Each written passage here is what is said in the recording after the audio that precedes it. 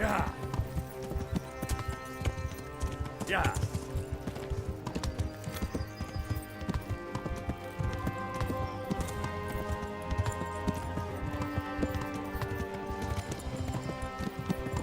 Yeah.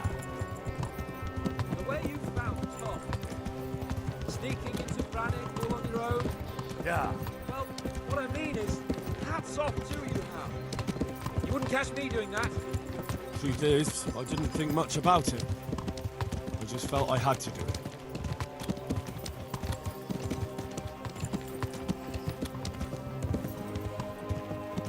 What should I say to him? Yeah.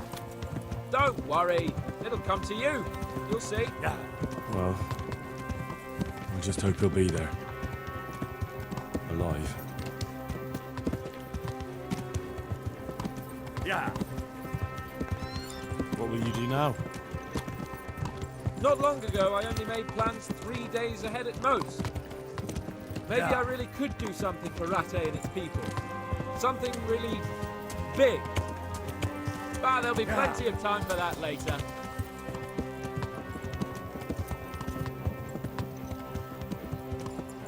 Yeah.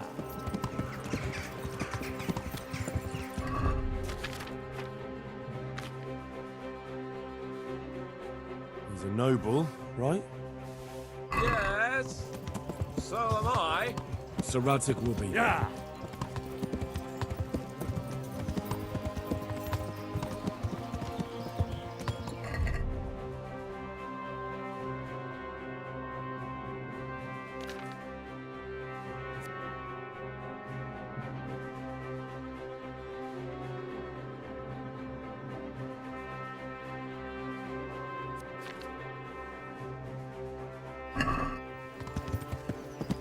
Yeah.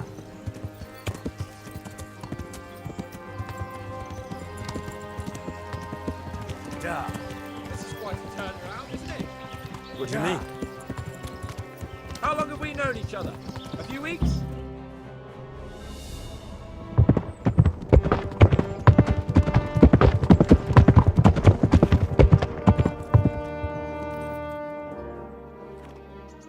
There's no sign of them. Move on.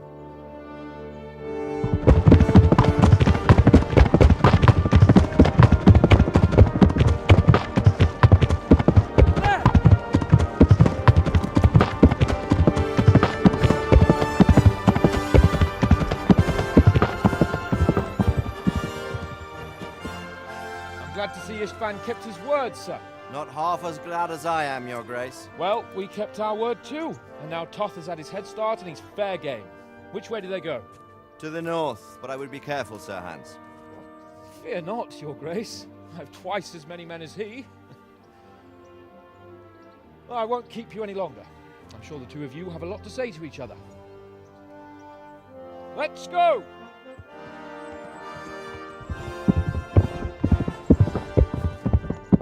You all right, Father? I am. They treated me quite decently. Although they did steal my horse, so I'll have to go back on foot.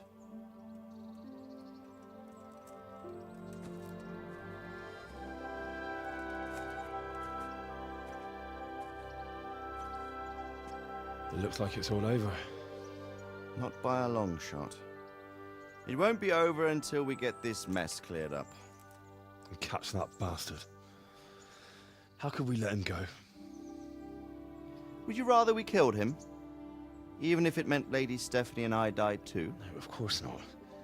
But what was to stop us from killing him after the exchange? Honor? Honor? If the word of honor of a nobleman could not be trusted, then he would never have agreed to the exchange. And where's the honor in abandoning your son? You know how it is. We were young. It happened. And I couldn't marry a commoner. Then your father, Martin, came along and took care of both of you. He knew it. What? That I was your father? Certainly. He was a great man. He took you as his own. And always kept an eye on you. Of that you can be sure. I know so little about his past. He told you nothing.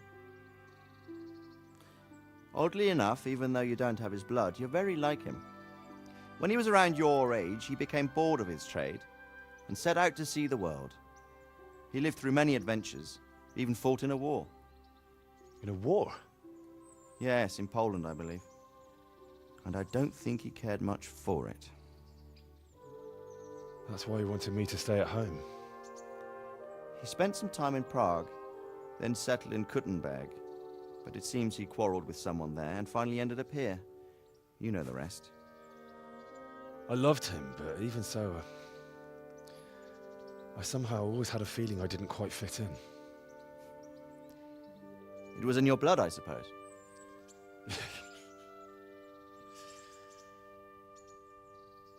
I lost the one thing I had left from him. Your sword. Ah, the sword. It's not my sword. It's yours. For a moment there, it was so near, yet so far. Oh, well, it can't be helped. It was almost within my grasp, but just then I had something else on my mind. Well, I think we may yet have a chance to get it back. This business with Toth is not yet over, unfortunately. That's a chance I'd welcome. Not just to get the sword, but that bastard Istvan too. And then I'll find that German whoreson who torched Skalitz, and I'll slay him with it. I'll never forget his face. Or his name. Mark Vart von Aulitz. Those are noble intentions, son. But don't forget there are other things in this world that are worth living for. Like what? Look around you. Blue skies overhead, green grass underfoot, beautiful girls. Good wine, a few good friends, and a fine steed under your backside. Those are things worth living for. Though I can't deny that swine who killed your mother must pay for what he did. But it's better not to dwell too much on that at the cost of those other things. On the subject of steeds, I think we'll have to ride like the Knights Templar. How's that? 2 up. One day I'll tell you how they got their seal. You can take the front.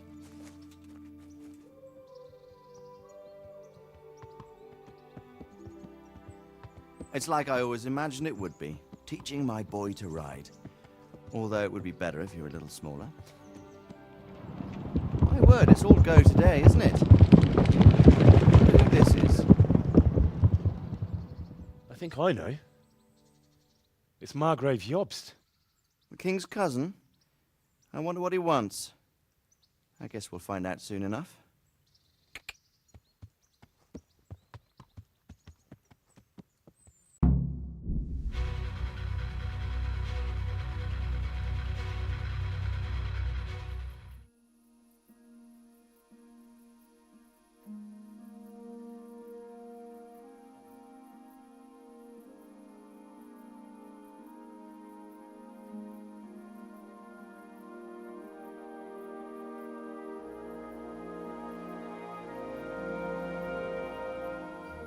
You're doing well, son.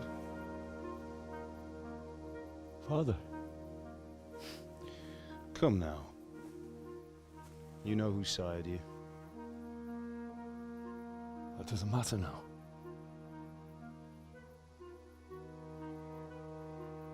I miss you, Amar. I miss you very much. You'll be fine. We're proud of you. For what? I let you down. I lost the sword. I let that bastard get away. Don't be so hard on yourself. There was nothing you could have done to save us. And someone has to live and carry the torch. As for the sword, it's just a thing. want me fighting. Now look at me. Standing up to evil isn't the same as sowing its seeds. You did what was right.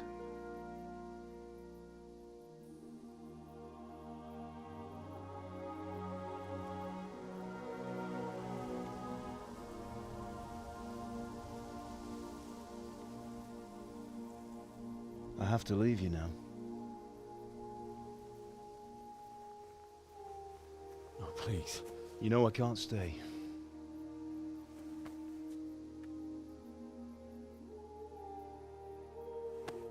Will I ever see you again? God knows.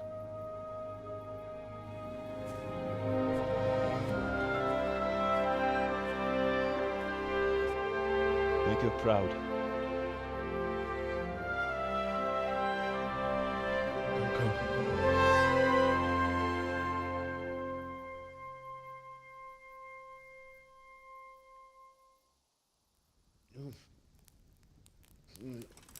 Oh, don't go. No. What on earth were you dreaming about? I couldn't wake you, and it's well past dawn. Sir Radzig wants you at the upper castle. The lords are in council with Jobst. Right. I'll go straight away.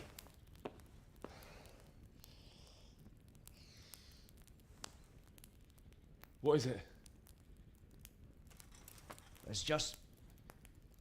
I don't know how to address you anymore.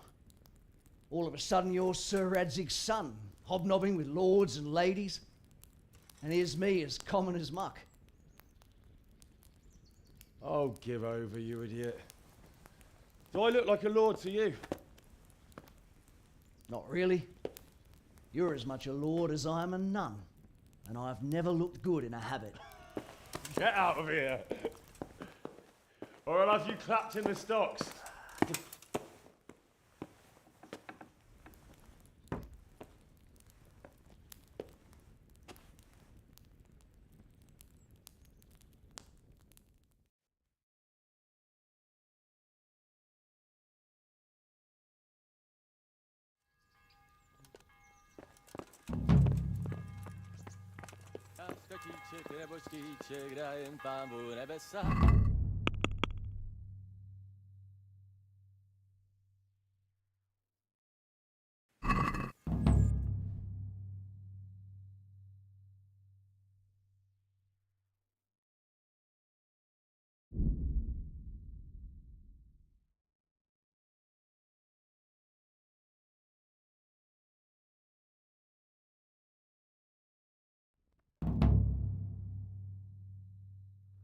Ah, Hal.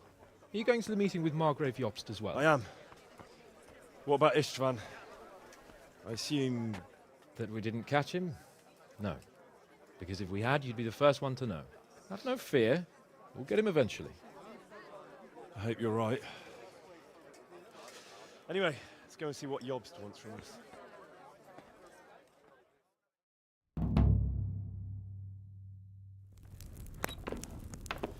My lords, Christ's blessings on you all. And on you, Lord Capon. And this is my son, Henry. I didn't know you had a son, Sir Radzig.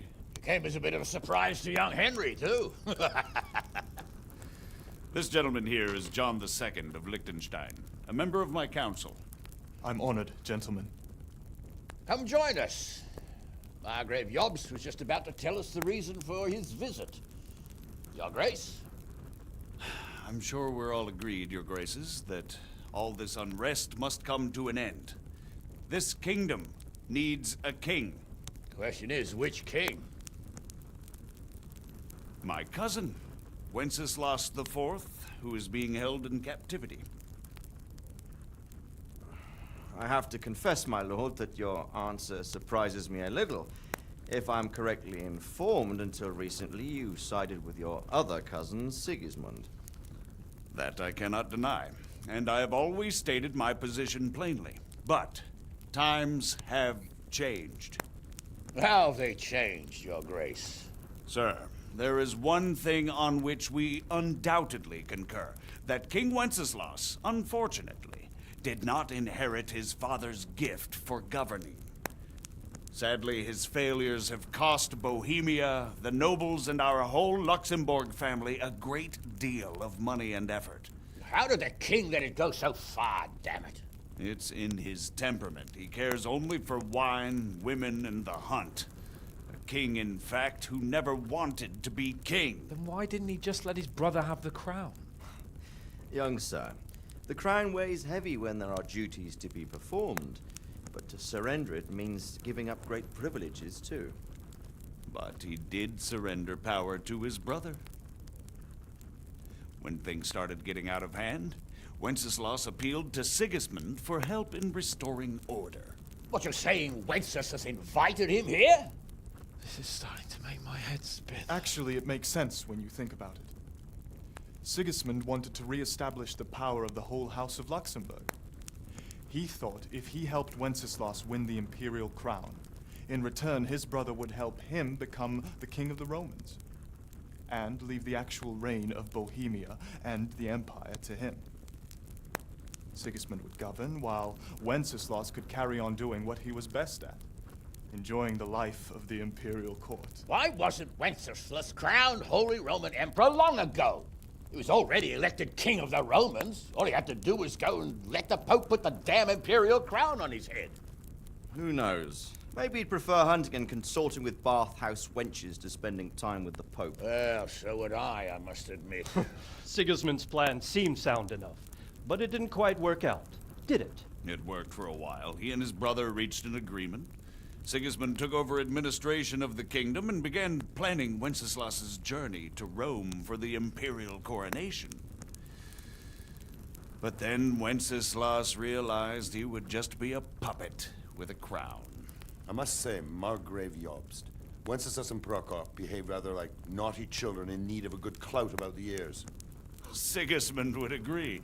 He was already planning his rule of Bohemia, and all of a sudden, the rug was pulled from under him. I'd say he lost his patience and decided he'd drag Wenceslas to the coronation kicking and screaming if he had to. Just like a naughty child, as you say. So he abducted him and your brother Prokop too, if I heard correctly. Correct. And you helped him do it, if I heard correctly. Yes, your graces, it's true. I was there when Sigismund abducted Prokop. I thought everything could somehow be settled, that we could make my brother see sense. But Sigismund just wanted to put an end to the dispute once and for all, whatever the cost. There was nothing I could do to stop him. And that's one of the reasons why I'm here. The worst of it is that it was all for nothing. Instead of putting a stop to the revolt, it escalated it, and the result is this chaos we have today. That's true enough, sir. But I must admit now, I'm not sure what your position is. The king is incompetent, but we must protect him? The simple truth, gentlemen, is that for all of Wenceslas's faults, we have no one else. So we'll have to make do with his idleness. People like him, though. But what can we do now? Sigismund has the League of Lords behind him. Otto von Bergolf, Heinrich von Rosenberg. The situation has gotten completely out of control. Now even the nobles of the League of Lords are realizing that Sigismund wasn't the right choice. So now Berghoff is on your side. Are we to assemble an army together with him and face Sigismund on the field of battle? We're not in Hungary now. Such affairs may be settled elegantly, without unnecessary hostilities or expenses. I have negotiated an alliance with the Hungarian bishops, the Polish, and of course the Czech nobility, against Sigismund. Every day he is losing the ground under his feet, and that's why I need your help too. What kind of help, though? Sigismund has a massive army, and Rosenberg, Berghoff, and Prague are behind him. Do you have an army you could face him with? But that's not what I mean at all. There's been a revolt against Sigismund in Hungary, partly due to my efforts, and now he'll have to choose whether he wants to gain the Bohemian crown, which is a very risky enterprise, or hold on to the Hungarian one. He can't have both. and there's a tough struggle awaiting him in Hungary. I'm not sure he'll win, and Rosenberg and Berghoff know it too. They're not stupid. If the Bohemian nobility stands together, they will turn.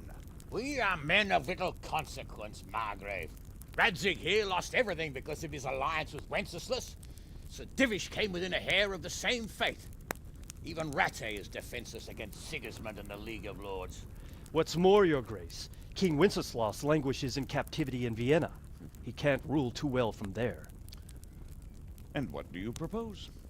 To sit with your arms folded till the Bohemian lands are turned to ashes like Skalitz? We have to put a stop to this senseless war! And do you know, sir, what the true position of the League of Lords is? I'm not on the best of terms with them at this moment, so you'll have to ask them yourselves. Yes. Why not? I'll go and visit Berghoff at his castle and we'll see what he tells me.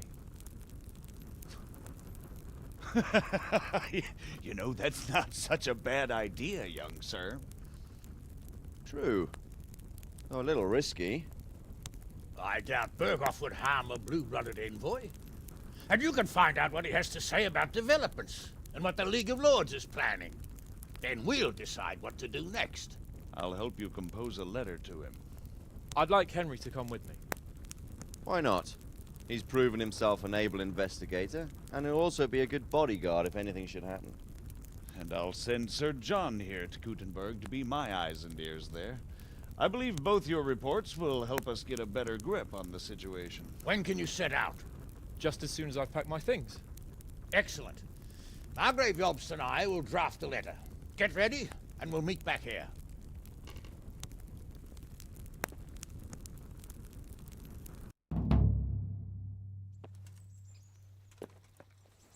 I expect it would be best to write it in your name, Lord Lipa. So, Quite so, Margrave. What exactly am I to write? What really the issue? The question is how... So, it looks like you're off on a mission. Yes, I can't wait.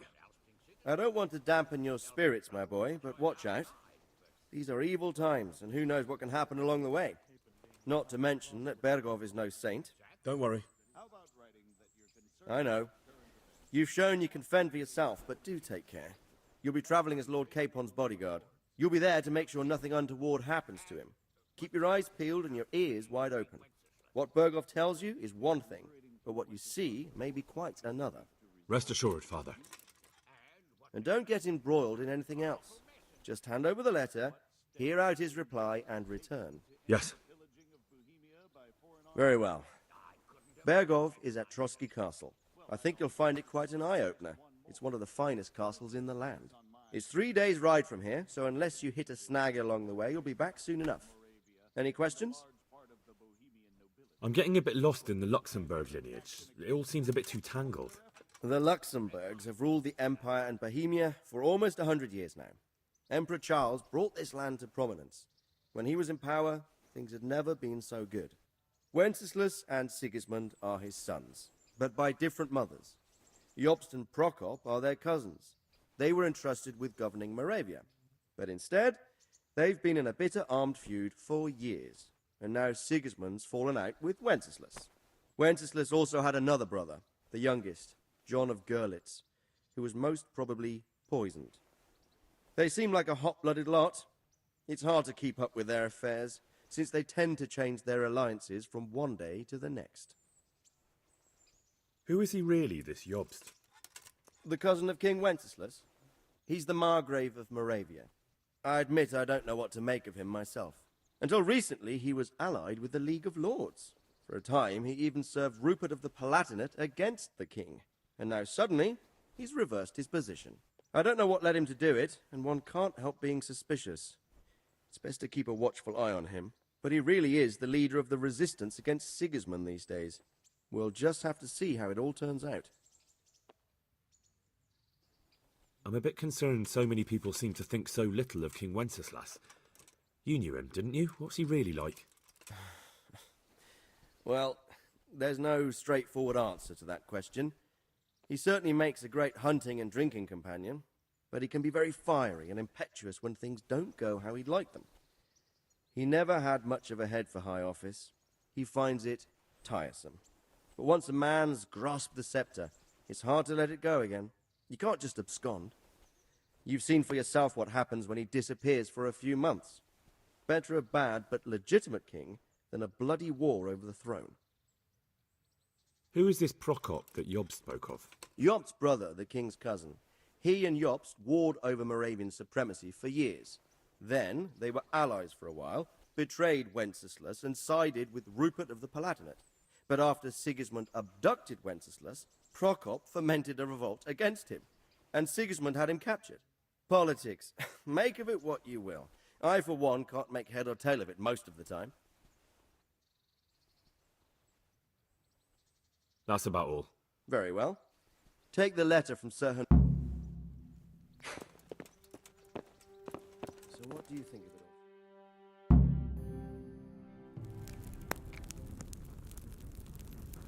all? I believe we have written it well, gentlemen. Without a doubt. No one could deduce from this whether we are Sigismund's allies or foes. I must travel back to Brno now, but soon I will go to Brandenburg and I will stop here on the way back. By then, Sir Capon should be back and we can discuss how to proceed. Right. Before you leave, my lord, there is one thing that gives me no rest. Why did Sigismund come as a foe? It makes no sense. If I may, sir, I think I can explain. Oh, please enlighten us, young sir. I live not far from Hungary, where Sigismund reigns. It is a savage country, and the constant war with the Turks has hardened the people. They need a monarch with an iron hand. So when Sigismund felt the wind of revolt, he reacted as he would at home. Only what works on the Hungarian nobles does not work here in Bohemia. Bringing order is one thing, but slaughtering and pillaging with a horde of barbarians quite another. What purpose does that serve? But Sigismund did give the Bohemian nobles a chance to take his side. It was only when they refused his ultimatum that he lost patience and took to the sword. As for the barbarians, he could afford nothing better. The Hungarian nobility would gain nothing from joining his campaign in Bohemia. He didn't have enough coin for a regular army, and so he recruited the Cumans. What he does not pay them, they make up for in plunder. But in the end, he didn't have enough to even satisfy the Cumans. That's why he raided Kuttenberg and Skalitz. He wanted the silver. That makes sense. My lords, how's the letter coming along? It's done. Then we can be on our way. Now remember what we said, boy. All you have to do is deliver the letter, listen to the answer, and come back here. Don't provoke Berghoff in any way.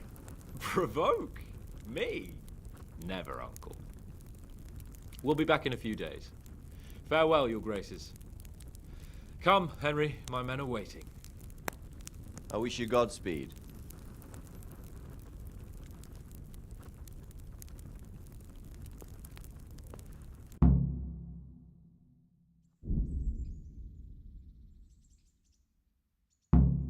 Come now, Hal. My men are mustered in the courtyard. We can get going.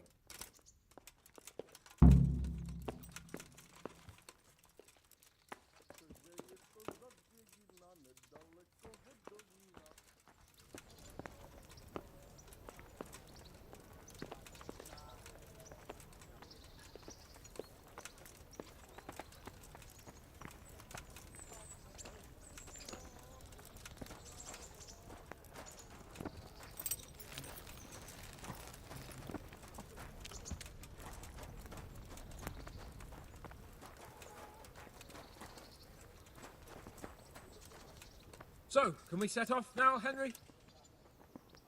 Of course. I can't wait. So, to horse! The Lord of Berghoff is bound to be waiting us eagerly.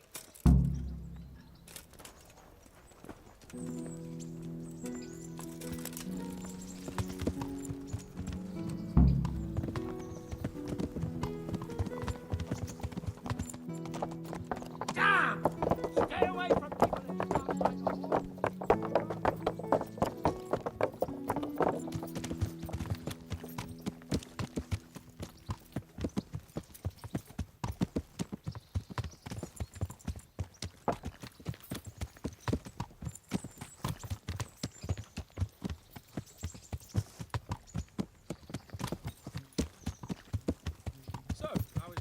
high-born bastard. I'm getting used to it. What about Rodzig? Has he accounted for not owning up to you the whole time? He explained it. All will be well, I think. Glad to hear it. It's far more acceptable for a nobleman to befriend a noble bastard than a blacksmith's son. Mind you, don't come to blows with a blacksmith, my young lord.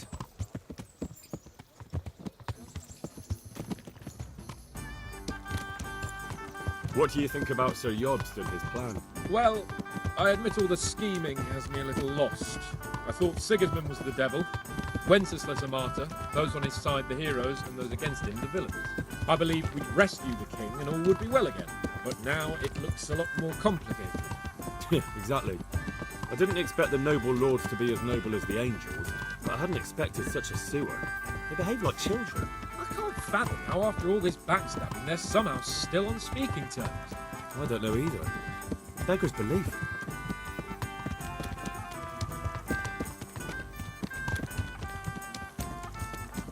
Did you know that King Wenceslas is such a Feckless drunkard? Not really. And to be honest, I'm not sure I wanted to know. I slept better believing my fate was watched over by a wise and powerful monarch. So did I. What a dismal world when you can't keep trusting your own king. On the other hand, times were better with him here than with him gone. Isn't that the truth?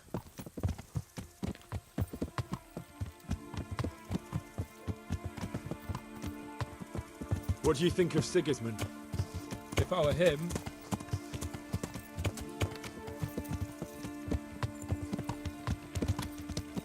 Do you know anything about Prokop? Sir Hanush could tell you a thing or two about him. Why? Last winter, a certain Sir Jan Sokol of Lamberg, a well-known knight, or robber baron to some, tried to occupy the city of Iglau, which was on the orders of none other than Prokop. And what has that got to do with Hanush? Well, he was there with him. Of course, that's not something to brag about in front of Jobst. And what was it all about? They wanted to occupy a city that was on the side of the League of Lords, but despite there being several hundred strong, they didn't take it.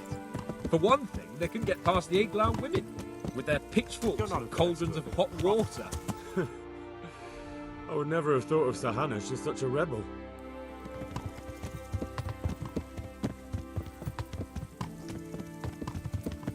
And have you heard anything about Rupert of the Palatinate? A little. He can't manage even to wrest power from a king who doesn't much care for ruling and isn't fighting back. That doesn't seem like a man who has what it takes to rule. And that's all I need to know.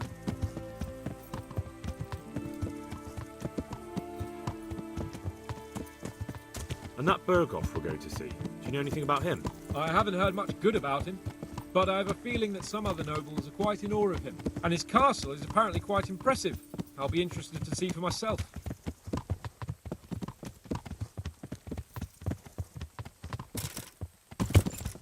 And what about the League of Lords? Wealthy, pompous. The king doesn't seem to like them much. He's chosen to let the lesser ranks of the nobility into his circle, men like your father. I admit I don't blame him one bit. But the lords weren't happy about their lost influence, so they put their foot down. If I were Wenceslas, I'd have let them hang after they abducted me the first time. But he gave them seats at the provincial council. Little wonder they're back at their old tricks.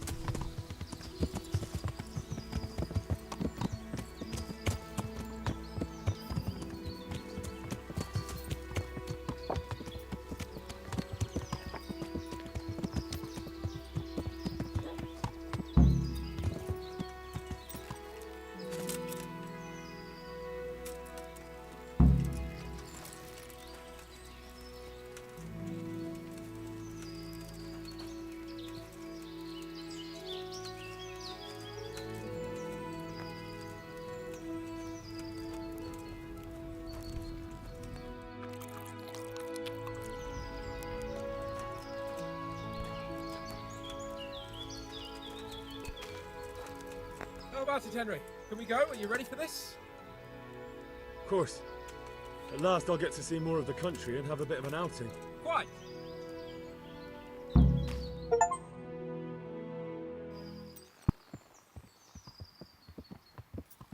Let's get to it then.